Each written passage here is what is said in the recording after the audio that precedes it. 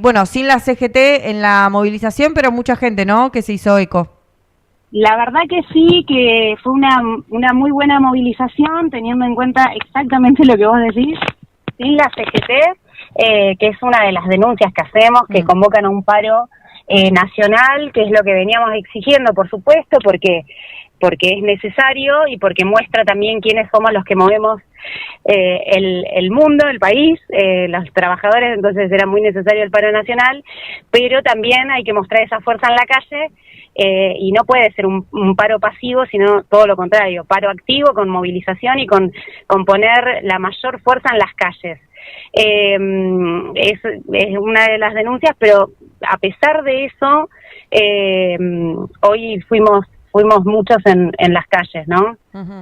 Da la sensación, esto que decís, comparto, que queda siempre como en el medio, ¿no?, la CGT, como que no termina de marcar una posición clara. Digo, el otro día con movilización, pero sin paro. Ahora al revés, pero no termina de tener la fuerza, el impacto que sabemos que puede llegar a lograr en la calle. Mira, la lectura que hacemos con compañeros, es que la convocatoria al paro es más expresión de la bronca que hay por abajo. Hay que separar a los trabajadores y trabajadoras que están en los gremios de la CGT, su descontento, su bronca, y que empujan a que la CGT tenga que convocar un paro cuando sus intenciones no eran esas. Más bien todo lo contrario, porque están negociando, porque hoy lo decía en mi intervención, o sea, negocian las cajas sindicales, 3 o 4 burócratas que son los que la manejan, pero no defienden ni un solo de los derechos de los trabajadores, ni un solo ataque de los trabajadores. O sea, si hoy llegamos a tener que discutir esta reforma laboral, tiene que ver en parte porque tiene una política cómplice del gobierno de Milei, que dicen ser opositores, pero en realidad desde hace 2 años y medio hasta acá, el primer paro nacional, que fue el 24 de enero, y de ahí no hay plan de lucha, no hay intenciones de enfrentar, cuando los trabajadores sí tienen intenciones de resistir o sea, hay ejemplos sobrados, como en el Hospital Garraham, como en Lustramax, que fue hace pocas semanas, los jubilados y las jubiladas, el movimiento de mujeres, las disidencias sexuales, muestran que hay predisposición a pelear, a enfrentar a este gobierno, y los chicos duermen la siesta o negocian algunos artículos de una ley, de una reforma laboral que es totalmente esclavista, que no tiene un solo punto a favor de los trabajadores y las trabajadoras. Entonces, bueno, partimos de esa base, que no nos sorprende, que no es que se quedan a mitad de camino, es que no son sus intenciones. Claro. Construir un plan de lucha, que es lo que realmente necesitamos hoy, porque nosotros veníamos exigiendo el paro nacional se está haciendo sentir, es muy importante, pero no puede ser un paro aislado. Necesitamos ese plan de lucha. Cuando hablamos de plan de lucha, pues a veces parece que fuera en lo discursivo, plan de lucha. Bueno, plan de lucha es que los trabajadores y las trabajadoras seamos quienes en asambleas democráticamente discutamos qué acciones tenemos que llevar adelante, qué movilizaciones, ir hacia construir la huelga general. Como dice mi compañera Miriam Bregman, nosotros tenemos que construir lo que sería un cordobazo del siglo XXI, porque la fuerza la tenemos. Lo que pasa es que hay que coordinar los distintos sectores, tenemos que desde las bases organizarlo, sostenerlo en el tiempo, y además que sea inclaudicable, ¿no? Que si negocio un punto, me bajo de la lucha. Bueno, eso es un poco lo que impulsamos desde el PTS en el Frente Izquierda, y también con las organizaciones con las que hacemos una experiencia en la Asamblea Abierta de Bahía Blanca, con el SUTEBA Bahía Blanca, que es un SUTEBA recuperado, independiente, ADUNS, la UNSUR, la multisectorial de jubilades.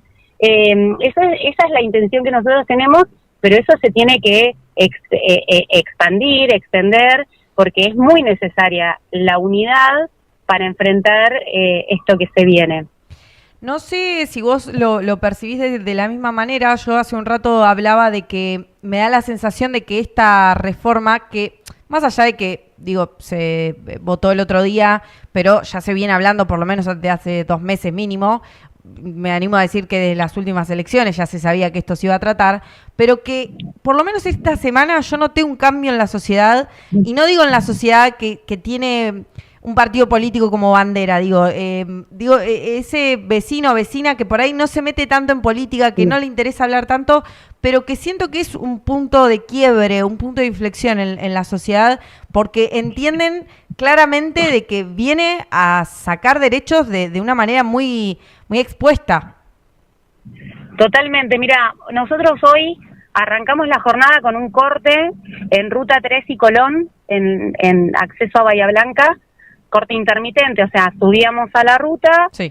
O sea, cortábamos por espacio de 2-3 minutos, entregábamos volantes a los autos que iban pasando, bajábamos de la ruta, bueno, lo hacíamos así. Tuvimos una recepción muy buena. Hacía rato que no, claro. Digo, a veces cortás la ruta y te putean. Sí, sí, ni hablar.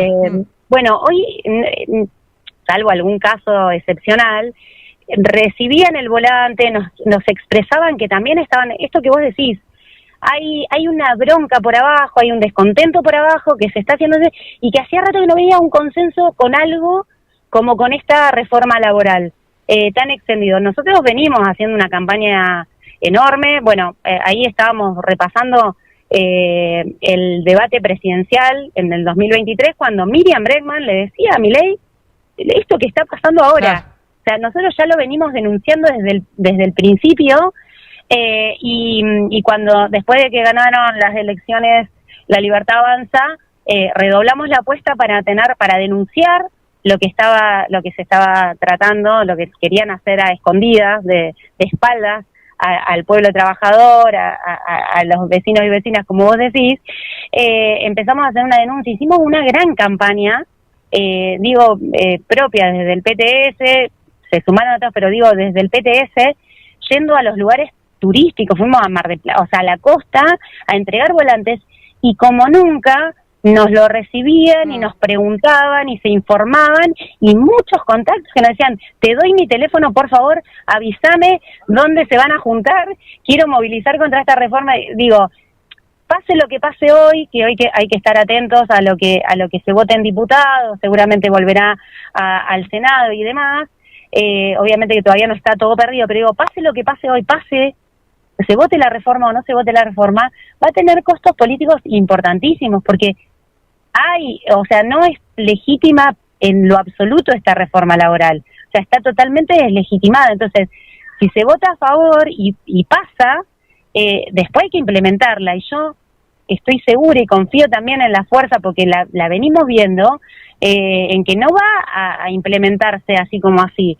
Ayer cerró FATE, uno de los más millonarios del país y del mundo, Madanes Quintanilla, el dueño de FATE, de Aloa y demás, dejó en la calle o quiere dejar en la calle a casi 1.000 trabajadores, y ahí están los laburantes resistiendo, rodeados de toda la solidaridad de todos los sectores, de la izquierda, de los diputados del Frente de Izquierda, Miriam, Nico, Chipi Castillo, bueno, toda nuestra fuerza, sindicatos, gremios, etcétera, porque no lo vamos a permitir, a pesar de que Kicillof mandó a la bonaerense, Kicillof, que dice que se autopercibe escudo para enfrentar del gobierno de Milei, mandó a la bonaerense para militarizar la zona y amenaza con el desalojo y la represión. Y los laburantes dijeron que se van a quedar, que no van a permitir ningún despido, ningún desalojo, ninguna represión, y así como ese ejemplo se extienden un montón, como los jubilados, como discapacidad, que finalmente lograron, gracias a la lucha, que la justicia tenga que decir que tenían razón y que no tiene razón el gobierno nacional.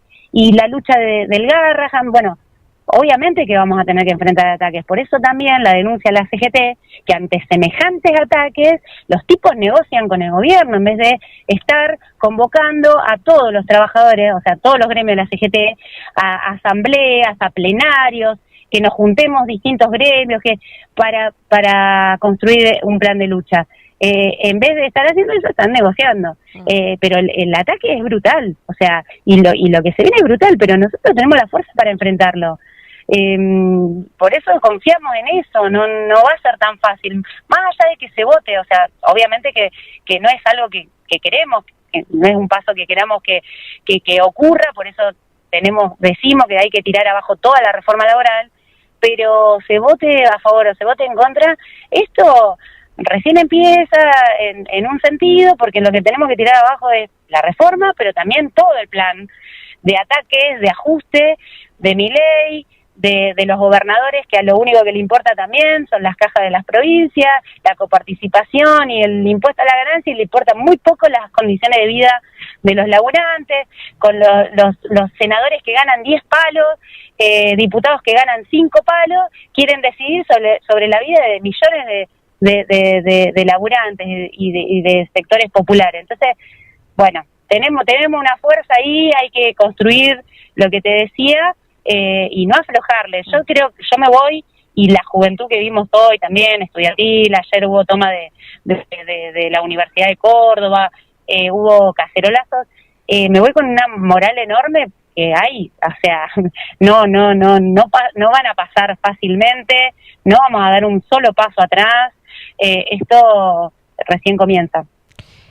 Quería preguntarte qué esperás que pase hoy. Entiendo que un poco lo deslizabas recién, de que quizá vuelva para atrás, pero bueno, ¿qué pensás que puede llegar a pasar hoy con este tema de que ha habido otros casos de que las manifestaciones y la fuerza en la calle hace que algunos diputados, senadores, legisladores en general quizá revean un poquito algunas posiciones? Mirá, ahí están, sí, negociando algunos puntos. También vemos que hay sectores que no son de la Libertad Avanza, que no tienen la mayoría, el PRO, por supuesto, los radicales, sectores del peronismo, como los tucumanos de Jaldo, sí, están dispuestos a votar a favor de esto, a votar a favor de una reforma que nos esclaviza, que quiere que dejemos la vida en las empresas en vez de pelear por mejores condiciones para el conjunto del pueblo trabajador. Bueno, ¿qué puede pasar? No sé, hay mucho toma y daca, hay muchas maniobras, obviamente. Nosotros vamos a estar resistiendo adentro del recinto con nuestros diputados del Frente Izquierda, son 4, y sobre todo afuera vamos a dejar todo lo que tengamos que dejar, toda la fuerza que tengamos para presionar.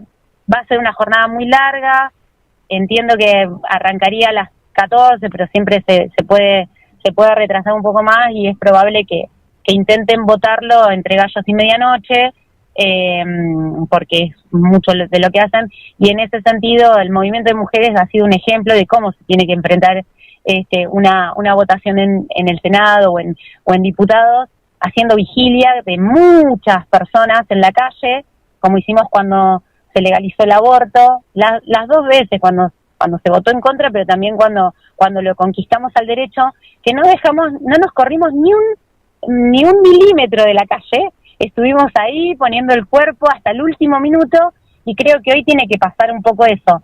No sé qué puede ocurrir, pero sí la certeza que tengo es que esto recién comienza, y tenemos que poner toda la fuerza que tenemos y construirla también, ¿no? Porque hoy lo que vimos, ese consenso que hay contra la reforma laboral, también puede generar que haya más gente, cada vez más gente en la calle dispuesta a enfrentar esto. Así que estaremos atentos, vamos a estar rosqueando todo el día, viendo lo que pase allá con nuestros compañeros y demás, y atentos, alerta a que se pueda expresar algún sector después de la votación o a punto de votar que también tenga predisposición a movilizar en ese contexto. Hay que estar atentos a todo, es el minuto a minuto. Tal cual. Después del miércoles pasado, nosotros decíamos, bueno, nos tenemos que organizar porque el 25 se discuten diputados. Al otro día estuvimos discutiendo un montón de horas eso, y dicen, el gobierno quiere largarlo el 19. Bueno, mirá cómo nos cambió minuto a minuto, que tuvimos que todo el fin de largo donde muchos laburantes tienen derecho a descansar por ahí, pero tuvimos que hacer como urgencia, preparar la movilización de hoy en todos lados, porque intentaron hacerlo para desmovilizar totalmente, pero esa bronca por abajo hizo que la CGT tuviera que convocar al paro, más allá de que no moviliza, y que estuviéramos todos estos días tratando de organizar lo mejor posible esta jornada. Así como acá hubo cortes en Bahía Blanca, en varios lugares del país, allá en Buenos Aires por supuesto, hubo cortes para hacer activo este paro como corresponde, para visibilizar esta situación, y es del minuto a minuto. Veremos esta jornada cómo se presenta, y de ahí en más también decidiremos cómo seguir. Bien, me quedan últimas dos preguntas. Una, recién mencionabas un poco lo del debate de Miriam Bregman en su momento en 2023, y pienso cómo cambió tanto el mundo y el país en tan solo un par de años, porque en ese momento recuerdo que la discusión, incluso local, pero también nacional, era la reducción de las jornadas laborales como una especie de anhelo, de deseo de los sectores de izquierda, entendiendo de que aumenta incluso la productividad y que en otros países también se está haciendo, pero cómo cambió tanto que hoy estamos tratando, me incluyo porque también opino lo mismo, pero digo, en cuanto a los sectores de lucha y demás, tratando de que no salga la ley que va a hacer que posiblemente tengas que trabajar más horas. Digo, pensando en el 2027, ¿cómo se apunta a esa elección, o cuál va a ser un poco el motivo de las elecciones del 2027, el discurso que motive a los sectores de izquierda en el 2027? Porque entiendo que ya es otro país, ¿no? O ha cambiado mucho las reglas de juego.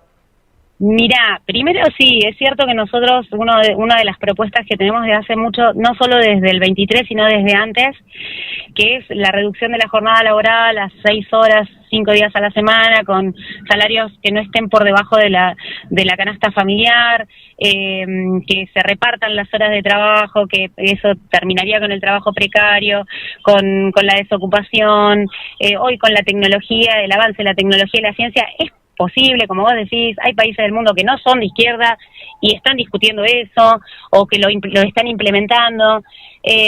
Bueno, lo que denunciaba Miriam era justamente que Milei iba en contra de eso y se le burlaba de la jornada laboral. Bueno, yo creo, por lo que vos me decías, que es hoy más que nunca esa consigna, esa propuesta que nosotros tenemos, hay que pelearla, porque nosotros tenemos una propuesta opuesta a la de la reforma laboral, totalmente opuesta, y hay que pelearla, y hay que también. Pero vos me hablas del 2027 y a mí todavía me queda lejos del 2027, porque eso, hay sectores del peronismo que te dicen, bueno, en el 2027 vota bien, y mientras tanto, ¿qué? Yo creo que antes del 2027 está enfrentar todo este plan de Milei, y lo tenemos que enfrentar de la manera que sabemos y que históricamente hemos enfrentado los embates de este sistema y los embates de gobiernos que nos atacan todo el tiempo.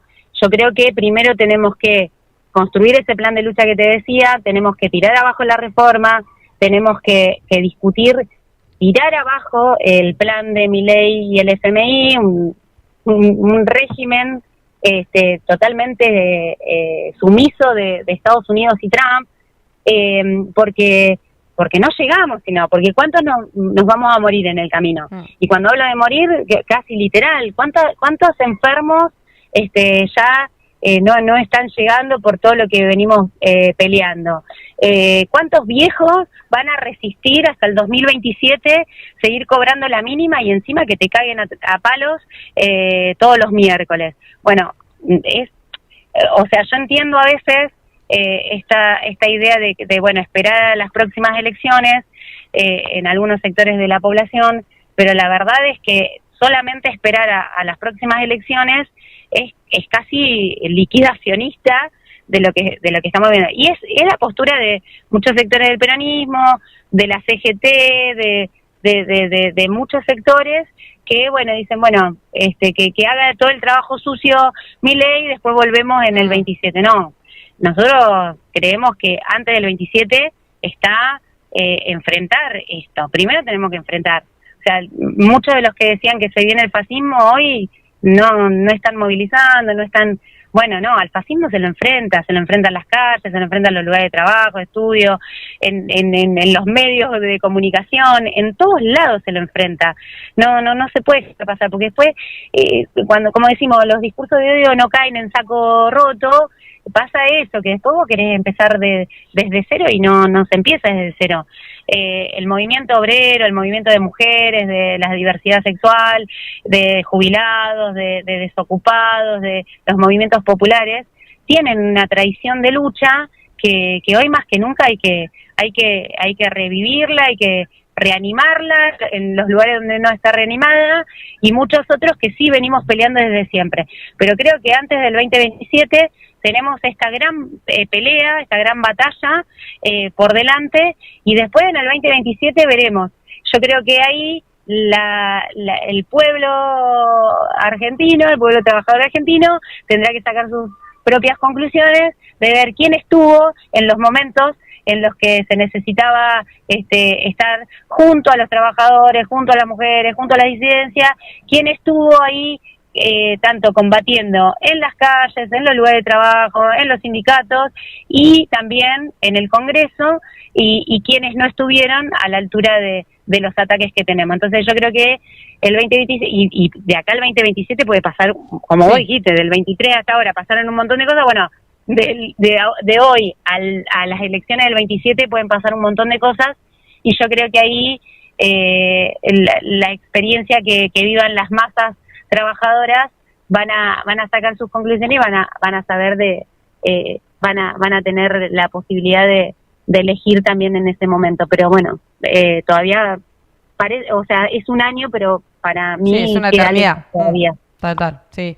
Para cerrar, Daniela, te quería preguntar qué opinión tenés o cómo estás viendo la política local, que siempre se supone que en enero, un poco en el verano, está todo un poquito más frenado. No sé hoy si se hicieron eco, si hicieron parte de la manifestación algunos funcionarios locales, pero bueno, la verdad, en general, ¿cómo lo estás viendo? Mira, la verdad que no los vi, no los vi. A veces parece que estuvieran discutiendo cosas que están muy alejadas de la realidad de las personas.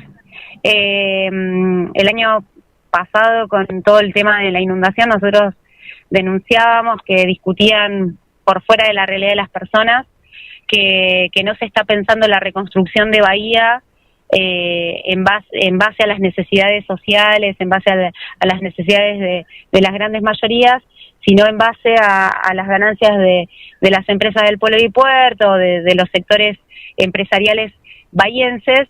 Y yo creo que hoy todavía sigue pasando eso, que ya no se habla mucho de la reconstrucción de Bahía, pero que Bahía está por reconstruirse, que está muy lejos de ser una ciudad amigable con los trabajadores y las trabajadoras. Es una ciudad con problemas estructurales muy fuertes y que todavía no se han tocado las grandes fortunas del pueblo de puertos, salvo para hacer determinada cosita acá, determinada cosa allá. Es como muy exclamativo, pero todavía no veo una intención de mejorar la vida de cientos de miles de bahienses que todavía la están pasando muy mal. Todavía la estamos pasando muy mal por las consecuencias de la inundación, pero también por las consecuencias de esos problemas estructurales que hicieron más profundas las consecuencias de la inundación y de los temporales, y por supuesto que afecta la crisis nacional y la crisis provincial. Entonces yo no los veo pronunciarse. Bueno, votaron en contra del presupuesto, de aumentar el presupuesto para el municipal. La salud pública en Bahía Blanca está en una crisis. Hay mucha precarización dentro del municipio, que todavía no se ha tocado nada de eso, desde acompañantes terapéuticos, desde cultura, desde el hospital municipal. Eso todavía sigue ahí, y como municipio digo, porque ahí vos podés tener una clara política para terminar con la precarización y que los trabajadores pasen a planta permanente y que cobren salarios que no estén por debajo de lo que cuesta hoy la canasta familiar, y eso no lo están haciendo. Y ni hablar de la oposición, que están más preocupados porque haya sesiones en los barrios que por mejorar la calidad de vida de los bahienses. Es el colectivo más caro de casi del país. O sea, hay un montón de cosas que yo no veo que se estén haciendo y que ni siquiera están peleando ahora. Bueno, muchos de los que están hoy en el Consejo también son parte de los que van a votar a favor de esta reforma laboral. Entonces, bueno, ahí los tenés, pero no vi a ninguno. No quiero decir que no estaban, Sí. pero porque capaz que yo no lo vi, pero casi segura que no había nadie, porque no vienen movilizando en ninguna de las demandas, ni siquiera globales, digamos, que sean demandas nacionales, porque, bueno, no lo vienen haciendo y ahora no los vi, así que opino eso. Bien. Opino que no, porque también acá dejan bastante que desear con muchas problemáticas estructurales que no están resolviendo. Perfecto, clarísima. Daniela, te agradezco mucho por estos minutos, que estuvo muy buena la nota. Y bueno, seguiremos en comunicación seguramente porque va a ser, anticipamos un año difícil. Sí, bueno, muchas gracias a ustedes porque siempre me dan el espacio a mí, bueno, a la corriente en la que milito, y para nosotros también es muy importante estos espacios de los medios de comunicación, porque desde ahí también se llega a muchos sectores de laburantes, de quienes quieren enfrentar y a veces no encuentran los espacios. Bueno, agradecemos mucho y además, bueno, nombré muchos precarizados y la prensa es uno de los sectores más precarizados y además bastardeados por este gobierno nacional que quiere callar a los periodistas, que los reprime sistemáticamente. Y bueno, no nos olvidemos de Pablo Grillo, que por suerte ha vuelto a su casa, pero que eso no lo podemos perder de vista.